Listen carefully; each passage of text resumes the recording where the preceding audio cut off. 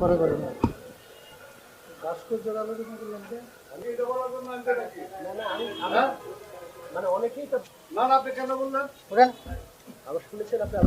কানাপট্টি গরম করে এলাম বান্দির বাচ্চা, একদম পিঠা এখানকার বলা ঠিক করে এলাম।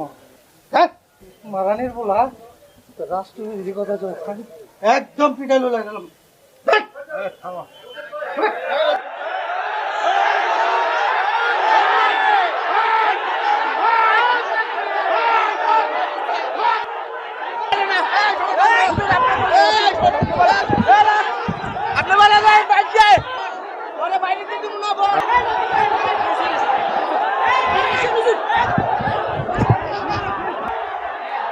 আল্লাহর দোহাই থামেন, আপনারা থামেন। আল্লাহর দোহাই হাত জোর করে বলতেছি, হাত জোর করে বলতেছি, আপনারা থামেন। আপনাদের পায়ে ধরি, আপনাদের পায়ে ধরি, আপনারা থামেন। আজকে আফসোস লাগে মুসলমান, আমি এখানে আসার আগে আমাকে অনেক অনুরোধ করেছে মাহফিল কমিটি যে হুজুর আজকে বর্তমান যে একটা প্রেক্ষাপট তৈরি হয়ে গেছে, একটা সমস্যা তৈরি হয়ে গেছে, এই মূর্তি আর ভাস্কর্য নিয়ে এগুলো নিয়ে কোনো কথা বলা যাবে? আচ্ছা আমার ভাইয়েরা বলেন তো, বঙ্গবন্ধু শেখ মুজিবুর রহমান যিনি তার শ্রেষ্ঠ ভাষণের মধ্যে বলেছিলেন এদেশের মানুষকে মুক্ত করেই ছাড়বো ইনশাআল্লাহ, কথা বলেন ঠিক কিনা? আমরা বিশ্বাস করি বঙ্গবন্ধুর যে অবদান রয়েছে এটা এ জাতি কোনোদিন ভুলতে পারে না, পারে না, পারে না, কথা বলেন ঠিক কিনা? যার একটি ভাষণকে কবুল করে আল্লাহ পাক বাংলাদেশকে স্বাধীন করেছেন, এতে কারো কোনো সন্দেহ আছে? কি বলেন আছে? আজকে কেন যেন একটা আলেম ওলামা, আর বিশেষ করে আমার কথায় কষ্ট নেবেন না যারা আওয়ামী লীগ করেন, কেমন যেন একটা সম্পর্কের মধ্যে একটা বিভেদ তৈরি হয়ে গেছে, কথা বলেন ঠিক কিনা? এটা হলো ভুল বোঝাবুঝির কারণে। কিসের কারণে? ভুল বোঝাবুঝির কারণে। আমার কথাই কেউ মাইন্ড করবেন না আমার ভাইয়েরা। দেখেন এখানে সব দলের লোক থাকতে পারেন, কথা বলেন ঠিক কিনা? বিষয়টা হলো হিকমতের সঙ্গে কথা বলা উচিত, কথা বলেন ঠিক কিনা? কারণ যারা ডাইরেক্ট বলে যে আমরা মুজিবের মূর্তি বুড়িগঙ্গায় ভাসায় দিব, এটা বলাও খুব একটা সমীচীন হয় নাই, কথা বলেন ঠিক কিনা? কারণ বিশ্ব নবীজি তার ব্যবহার দিয়ে, তার আচরণ দিয়ে বুঝিয়ে সুঝিয়ে মানুষকে ইসলামের ছায়াতলে নিয়ে এসেছেন, কথা বলেন ঠিক কিনা? আমার ভাইরা ভুলটা কোথায়? ভুলটা এখানেই হয়ে গেছে, কথা কোন ঠিক কিনা? কারণ নরম আলোচনা গরম হয়ে গেছে, কথা বলেন। আসলে কিন্তু আমার ভাইরা ভাস্কর্যের বিরুদ্ধে কিন্তু বলা হয় নাই, বঙ্গবন্ধুর বিরুদ্ধে বলা হয় নাই। ইসলামী শরীয়ত মতে হাদিস মোতাবেক বিশ্বনবীজি বলেছেন যে যারা মূর্তি আবিষ্কার করবে সেটা প্রতিমা না। আমার কথা একটু বোঝার চেষ্টা করেন, ভাস্কর্য মূর্তি একই, তবে প্রতিমা যারা আজকে বলতেছেন যে এই মূর্তি তো ইবাদত করার জন্য তৈরি করা হচ্ছে না, এটা স্মরণ করার জন্য, সম্মান জানানোর জন্য করা হচ্ছে, কথা কোন ঠিক কিনা? এটা খারাপ কিছু না। আসলে দেখেন বিশ্বনবীজি বলেছেন ঘরের মধ্যে এই যে ছোট ছোট শোপিস পাওয়া যায় না, ঘোড়া, তারপরে পুতুল, অনেকে শোপিসের মধ্যে সাজায় রাখে, এরকম রাখে কি রাখে না? আবার ওই ব্যক্তিটাই যখন ঘরের মধ্যে নামাজ পড়তে যায় পর্দা দিয়ে ওই শোপিসগুলো ঢেকে রাখে, এরকম আছে না নাই? কারণ বিশ্বনবীজি বলেছেন যে ভাস্কর্য তৈরি করা যাবে, তবে প্রাণীর ভাস্কর্য তৈরি করা যাবে না। সেটা একটা ছাগল হোক, একটা মুরগি হোক, একটা পুতুল হোক, যে কোনো প্রাণীর ভাস্কর্য সেটা সম্মানের জন্য বানানো যাবে। কারণ হাদিস শরীফে এসেছে যারা প্রাণীর মূর্তি বানাবে কিয়ামতের দিন তাদেরকে বলা হবে তোমরা এই প্রাণীর মধ্যে জীবনটা দিয়ে দাও। তখন কি পারবে? কি বলেন, পারবে?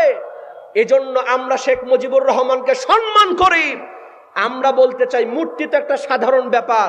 শেখ মুজিবুর রহমানে এই যে আসার সময় দেখলাম ধোলাই পারে বিশাল একটা সেই ঘের তৈরি করা হয়েছে, উঁচু একটা স্তম্ভ তৈরি করা হয়েছে। আমরা বলি এতটুকু স্তম্ভ হলে হবে না, প্রয়োজনে 10 তলা পরিমাণ সমান একটা মসজিদের মিনার করে দেন শেখ মুজিবুর রহমানের নামে, কথা বলেন ঠিক কিনা? শেখ মুজিবুর রহমানের নামে মসজিদ কমপ্লেক্স করে দেন, শেখ মুজিবুর রহমানের জন্য মাদ্রাসা বানিয়ে দেন। আমরা প্রধানমন্ত্রীকে বলতে চাই আপনার বাবা কবরে আপনার এই কারণে জান্নাতের দরজা তার জন্য হাসিল হয়ে যাবে, কথা বলেন ঠিক কিনা? এমনি তো তিনি ভালো কাজ করেছেন, দেশের জন্য জীবন দিয়েছেন, কথা বলেন ঠিক কিনা?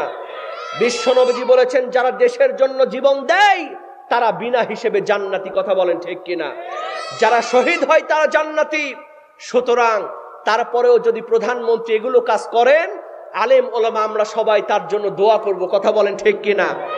আমার ভাইয়েরা কেউ কষ্ট নেবেন না। শেখ মুজিবুর রহমানের ছবি টাকা পকেটে রেখে আমরা নামাজ পড়ি, কথা বলেন ঠিক কিনা? পরে করে না ভাস্কর্যের আলোচনা করলাম যে আমি কি বলছি শোনো, যে কেউ আলোচনা কেন করলেন?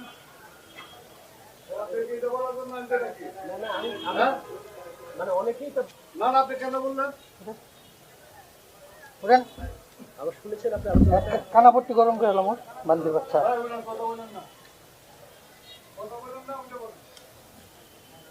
একদম পিঠা এখানকার বলা ঠিক করে এলাম ওর। হ্যাঁ মারানির বলা রাষ্ট্রবিরোধী কথা যখন একদম পিঠা লোলা গেলাম।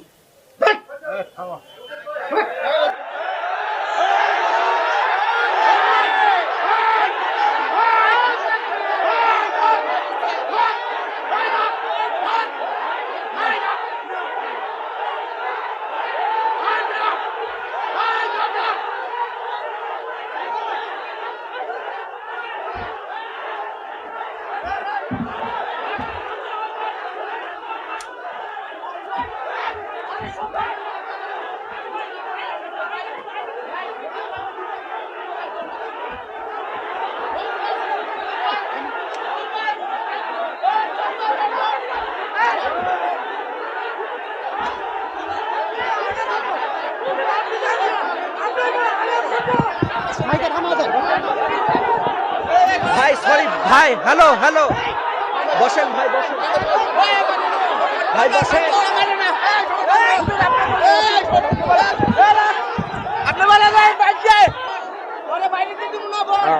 লা ইলাহা ইল্লাল্লাহ, লা ইলাহা, ভাই আল্লাহর কোরআন, আল্লাহর কোরআন। লা ইলাহা ইল্লাল্লাহ, লা ইলাহা ইল্লাল্লাহ, সুবহানাল্লাহ, আলহামদুলিল্লাহ, লা। এই ভাই,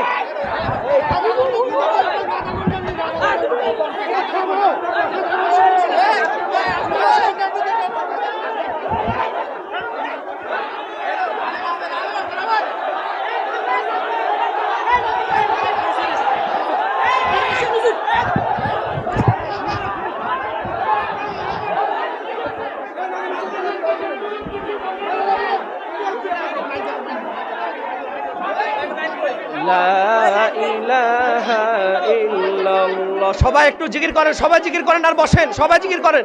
লা ইলাহা ইল্লাল্লাহ। আপনারা বসবেন না, আওয়াজ বন্ধ হয়ে যাবে ভাই। প্লিজ বসেন, প্লিজ বসেন, আমি আলোচনা করব। আপনারা বসলে আমি আলোচনা করব, আপনারা বসলে আমি আলোচনা করব। বসেন প্লিজ, প্লিজ বসেন, প্লিজ বসেন, প্লিজ বসেন, আমার ভাইয়েরা বসেন, প্লিজ বসেন। লা ইলাহা ইল্লাল্লাহ, লা ইলাহা। হ্যাঁ, পেছনের ভাইয়েরা সামনে এসে বসেন।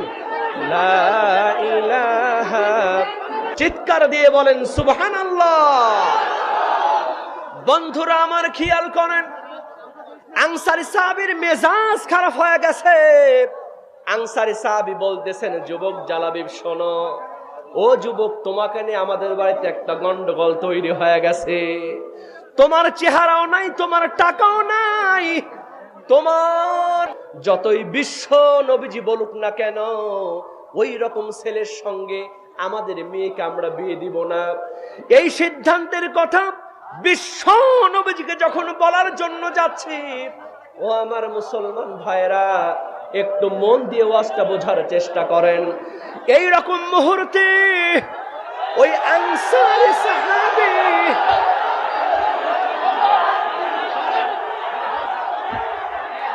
আল্লাহর ভাই থামেন, আপনারা থামেন। আল্লাহর ভাই হাত জোর করে বলতেছি, হাত জোর করে বলতেছি ধরি, আপনাদের পায়ে ধরি, আপনারা থামেন।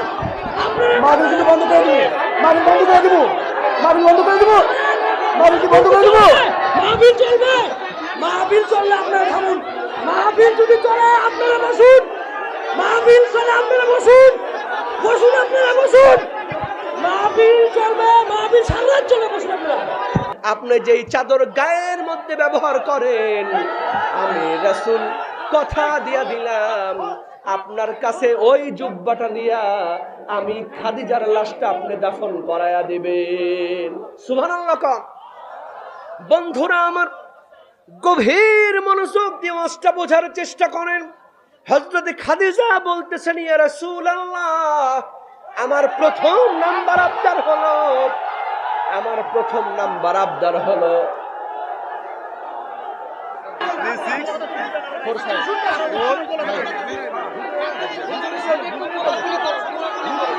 এখানে মূল ব্যাপারটা হচ্ছে আমি কিছুই বলি, সবাই শুনছে, হঠাৎ করে উনি এসে খাবার শুরু করেছেন। প্লিজ প্লিজ আপনারা বসেন। ওনার সাথে মিলে দেখেন, ওনার সাথে মিলে দেখেন।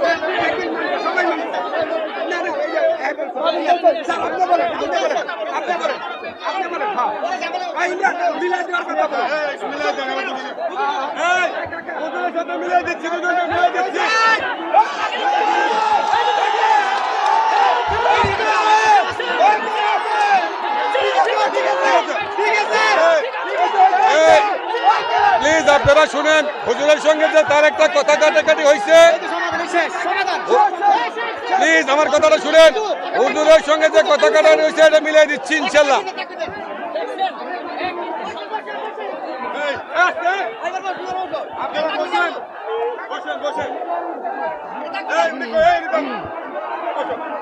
বসেন, এবার বসেন, বসেন প্লিজ, বসেন প্লিজ। মিল হয়ে গেছে, আমাদের মধ্যে আর কোনো কষ্ট নাই। আলোর পথে 24 24 ঘন্টা শুধু ইসলাম প্রচার।